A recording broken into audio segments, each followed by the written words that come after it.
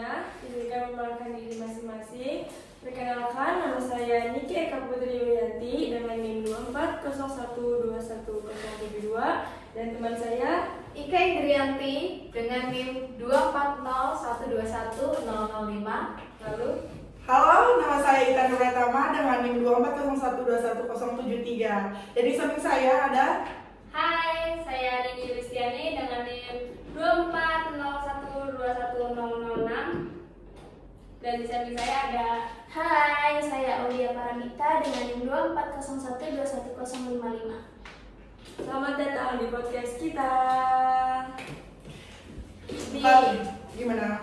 hari ini kita bakal bahas topik yang sering dianggap rumit tapi sebenarnya penting banget. Salah satunya adalah pajak. Betul banget, banyak yang takut duluan nih kalau kita tuh ngebahas kata pajak gitu kan. Padahal kalau dipahami pelan-pelan tuh ya sebenarnya emang itu masuk akal aja, ya nggak sih? Iya betul. Dan hari ini juga kita nggak duluan kalau dengar kata pajak. Padahal kalau dipahami pelan-pelan sebenarnya masuk akal kok, tenang aja. Dan hari ini kita nggak cuma bahas satu bab ya di sini ya. Iya, Langsung langsung komplit. komplit.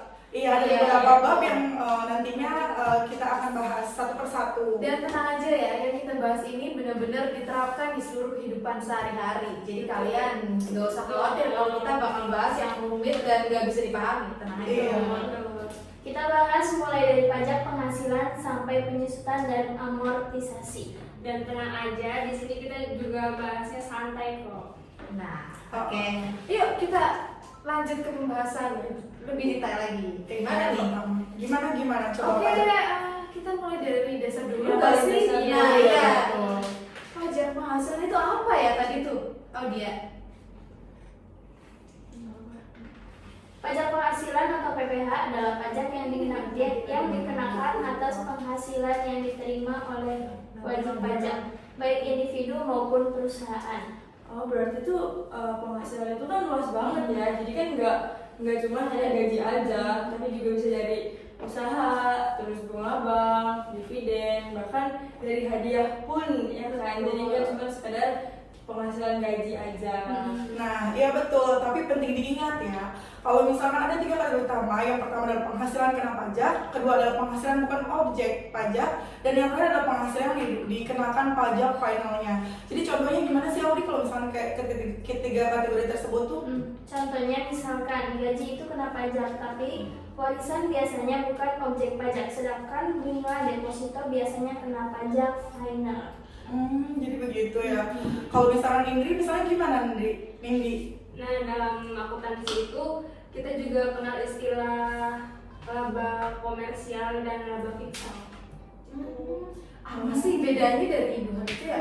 Nah ini pasti sering Gimana ya? bikin bingung gak sih? Iya benar Ya, betul. laba fiskal itu apa? Ya kan laba komersial itu apa? Iya. Nih jadi tuh laba komersial itu yang ada di dalam laporan keuangannya, sedangkan laba fiskal itu yang sering digunakan untuk menghitung pajak. Jadi begitu ya, karena ada perbedaan gitu ya di aturan tersebut, jadi maka perlu dikoreksi gitu ya di Excelnya. Oh jadi begitu. Kalau misalkan intinya gimana sih Audia kalau bisa membahas Jadi ini? intinya perusahaan nggak langsung pakai laba biasa untuk pajak, tapi harus disesuaikan dulu. Nah, coba gimana biar lebih jelasnya dikasih contoh kasus gitu. Nah ini barangkali mau kasih contoh sih. Itu contohnya misalnya PT Maju Jaya punya data nih, pendapatannya 2 juta. Iya. Iya, biaya Terus. operasionalnya itu di 120 juta dan denda pajaknya itu di kisaran 10 juta. Tapi kan denda pajak kan tidak boleh mengurangi pajak ya. Nah itu Iya sih. konsepnya gimana tuh? Jadi Ya kita harus nurutin dulu nih. Jadi kan kita harus tahu gimana cara awal-awalnya kan. Iya. Jadi langkah yang pertama ini kita menghitung dulu laba komersialnya. Itu kan tadi kan Mbak Nini bilang laba kan 200 juta kan. Ah, iya. Berarti 200 juta dikurangin sama biaya operasionalnya senilai 120 juta. Iya, jadi 200 juta dikurangin 120 juta sama dengan 80 juta. jadi seperti itu ya. Iya. Tapi itu tuh denda pajak tidak boleh dikurangi sama pengurangan pajaknya. Iya benar, ya jadi itu tetap tidak boleh kayak gitu. jadi laba fiskalnya itu final hasilnya itu 90 juta. Ya karena itu setelah dikoreksi. Karena kita bakal melakukan koleksi fiskalnya. Jadi laba fiskalnya 80 juta kan, hasil yang tadi 200 juta dikurangi 120, hasil yang 80 juta ditambah dari hasil 10 jutanya. 10 juta itu tadi denda pajak. Jadi itu jadi 80 juta ditambah 10 juta hasilnya 90 juta. Nah, tapi itu tuh pajaknya itu hitung dari 90 juta atau 80 juta itu kalau misalnya kayak gitu? Dihitung dari 90 jutanya, bukan 80 jutanya. Iya, 80 jutanya. Ya, gitu. Nah, gimana nih teman-teman? Udah paham belum nih tentang bab 7 penghasilan? Udah kan pajak penghasilan? Ya udah nih, kita langsung lanjut aja nggak sih? Ke Iya, bab betul. berikutnya adalah bab 8, perbandingan utang dan modal. Oke. Gimana sih nih perbandingan antara dua hal itu ya? Karena kadang tuh kita sering keliru ya. Utangnya berapa, modal dipakai buat bayar utang. Itu pun sebaliknya. Ini tuh tentang perbandingan utang dan modal ya, atau debt to equity ratio.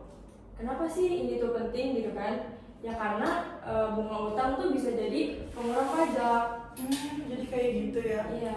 Oh, kalau misalkan di sini berarti sering terjadi strategi perusahaan ya.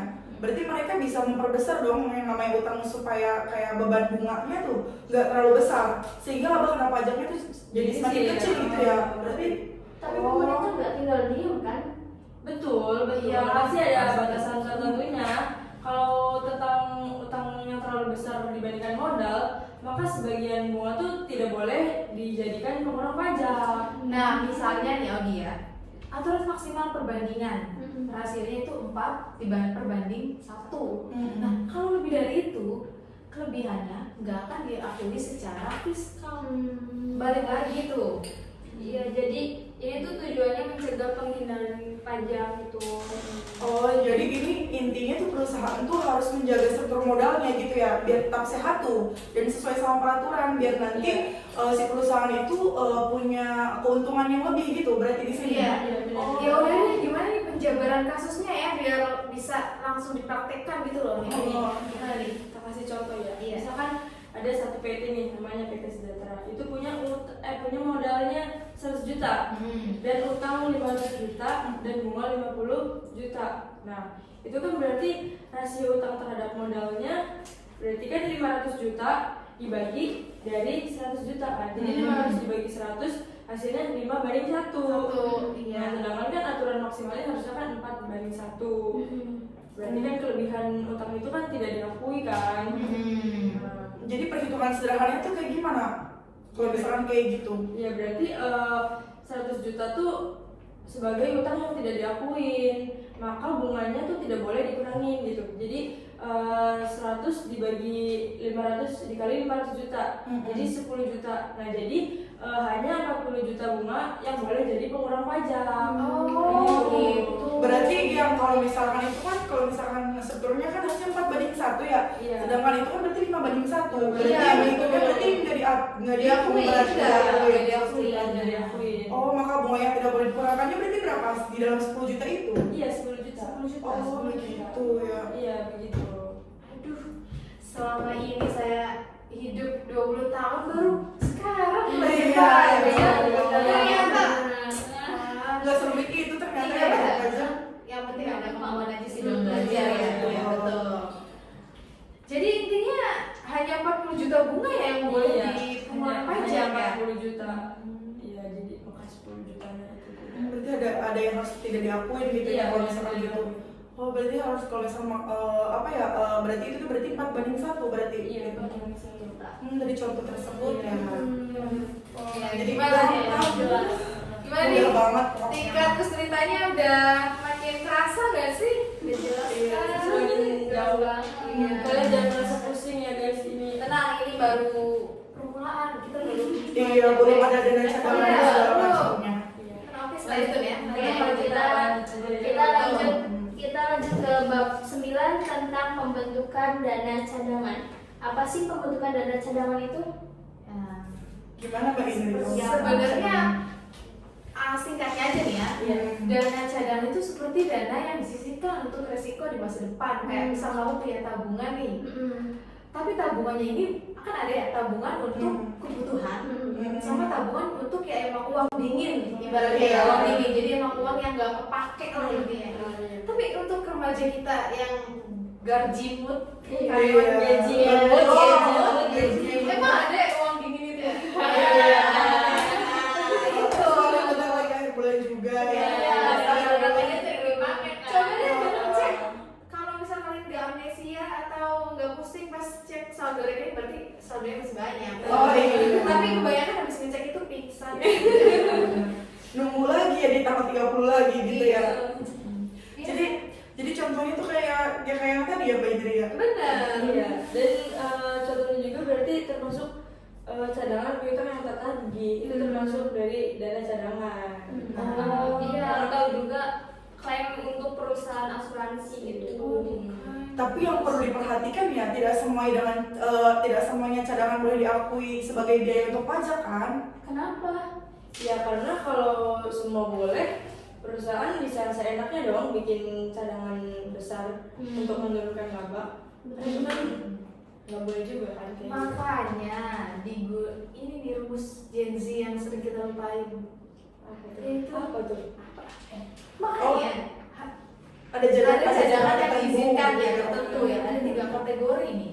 Pertama cadangan bank, kedua cadangan asuransi, ketiga cadangan untuk usaha tertentu sesuai aturan. Jadi jangan dicampur aduk. Ini gaji buat orang tua, ini buat diri sendiri. Malah di satu akun bank ya otomatis baru 2 hari juga udah Kelar semua krisis, ya. udah kelar ya. Kita harus bisa mengkategorikan per masing-masing sesuai aturan yang berlaku. Oh berarti kalau misalkan di luar kayak gitu berarti gimana tuh? Harus ada apa, dikoreksi atau gimana? Di luar ketiga itu? Nah contohnya nih, gimana ya nih? Gimana tuh?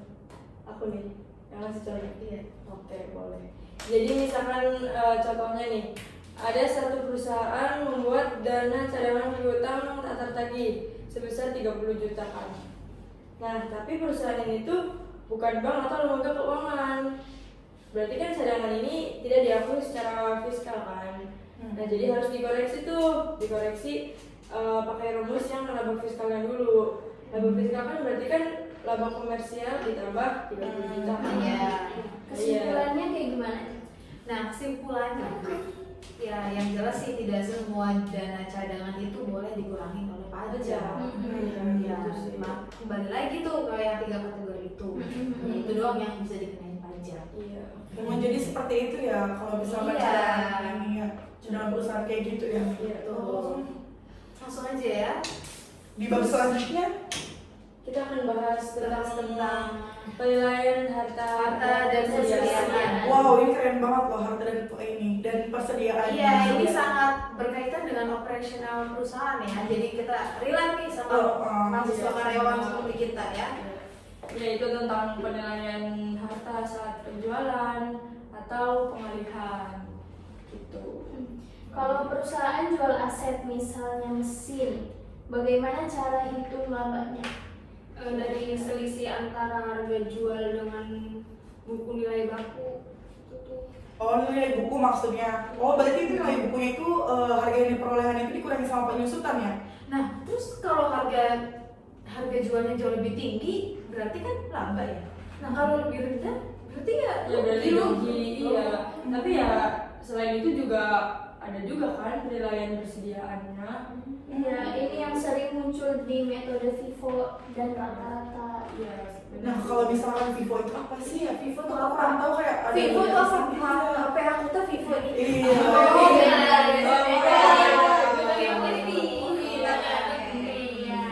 Jadi gimana? Gimana dong? Freeze in, freeze out. Jadi artinya itu barang yang pertama masuk dan pertama keluar gitu tuh.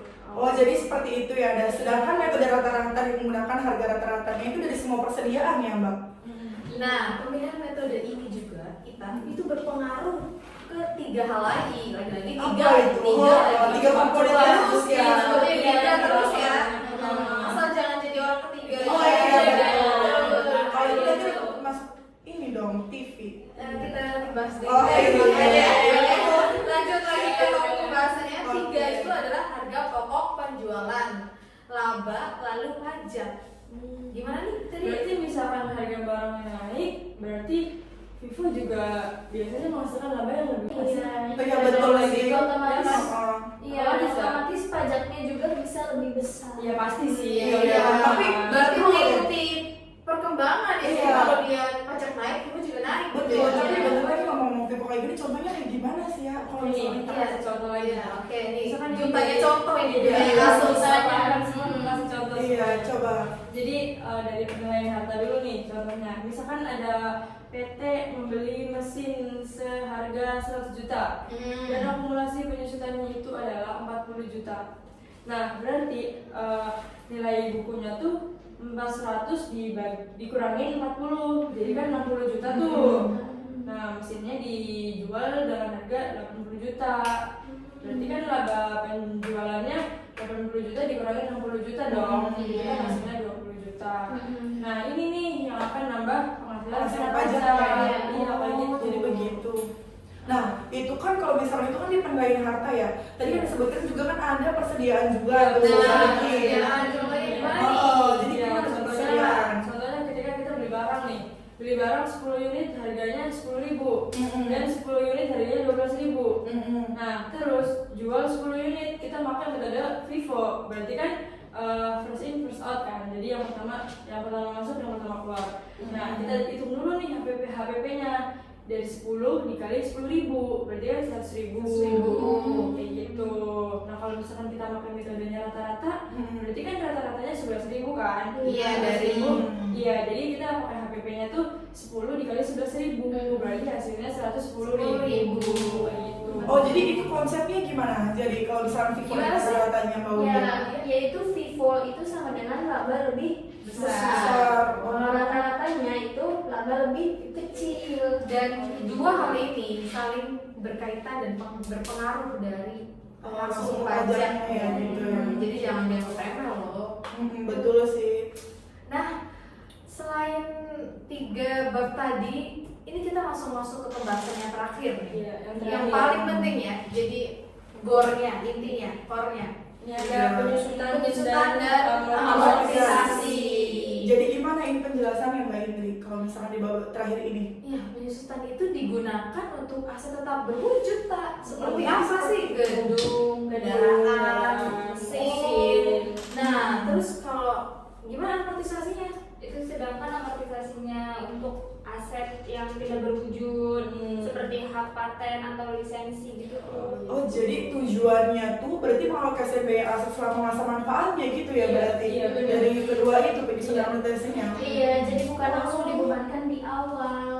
Oh, jadi begitu. Terus dalam bentuk pajaknya metodenya kayak gimana itu? Ya, menurut aku ya, Iya, menurut aku sih ada 2 metode nggak sih biasanya yang digunakan. Kali ini 2 ya, kali ini Iya, 2. dan Dan tiga lagi, tiga lagi. Iya, tapi jangan jadi yang ke Dan jadi yang ketiga, Iya. yang kedua juga Kedua nggak juga boleh. nggak boleh. Nggak boleh. Kok zaman sekarang masih jadi second choice? ya Allah, jangan begitu dong. Mbak Indri sampai spill kayak gitu.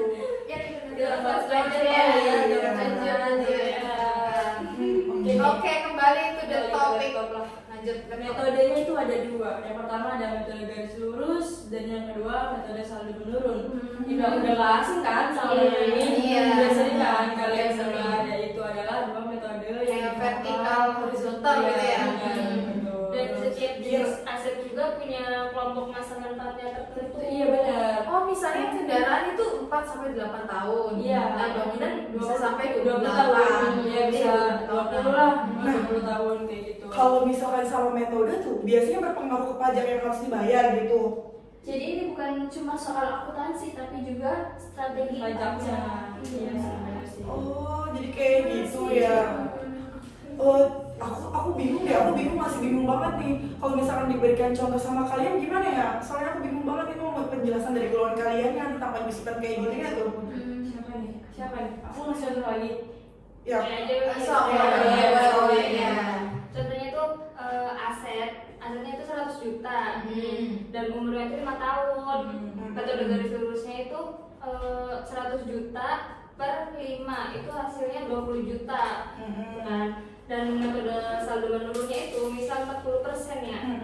Itu 1 tahun itu 40% dikali 100 juta. Bentar Itu dulu, hasilnya itu tuh berarti bukan 1 tahun tapi tahun pertama kan itu kan Iya. dalam 1 periode ya berarti. Iya, Oh berarti iya. itu ya, Iya, bukan iya, 1 tahun.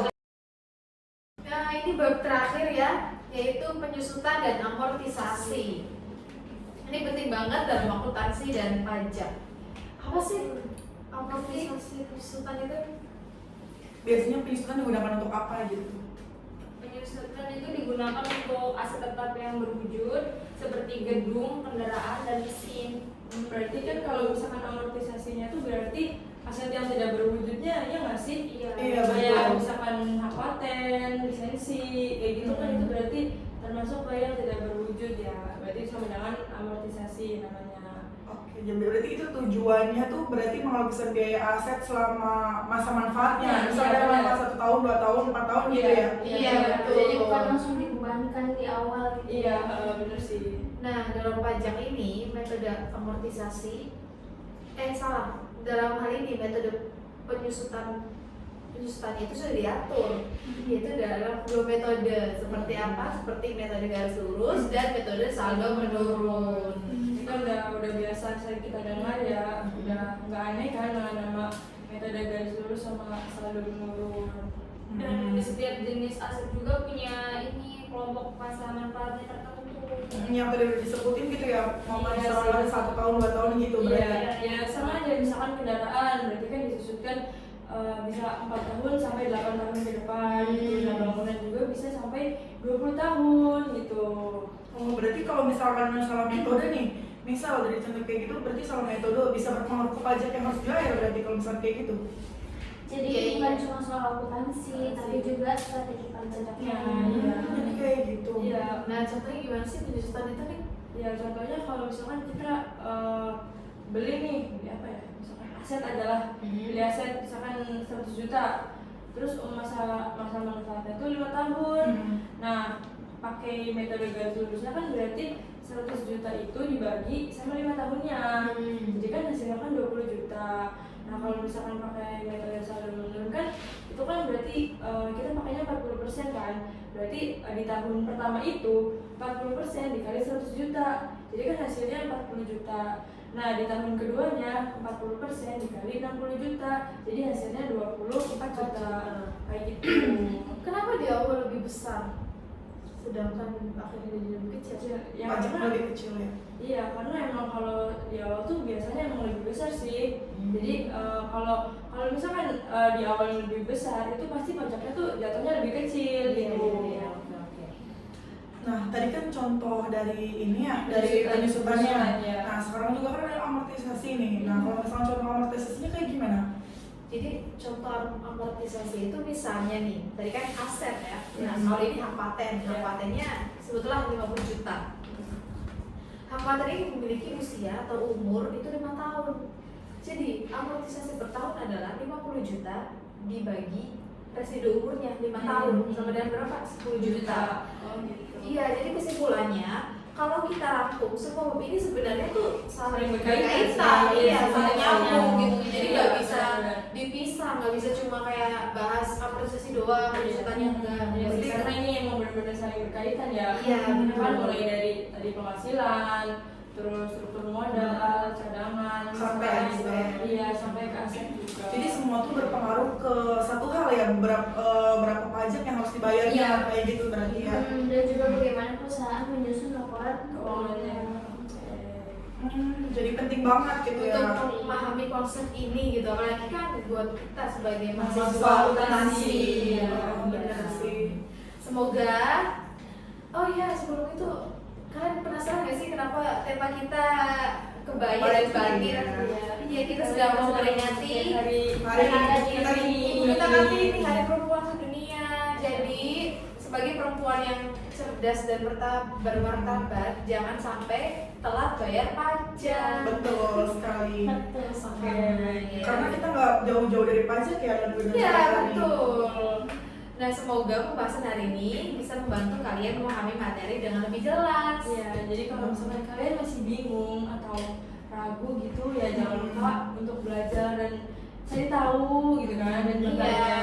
Kan sekarang udah canggih nih. Betul. Betul. Karena kan pajak kan bukan hanya teori aja berarti ya kalau Iya. misalkan di situ. Banyak penerapannya loh. Tapi di dalam dunia hal kerja gitu ya biasanya Iya, kalau ada. pajak. Jadi begitu. Baik, terima kasih semuanya yang sudah mendengarkan podcast kita. Sampai ketemu di episode berikutnya.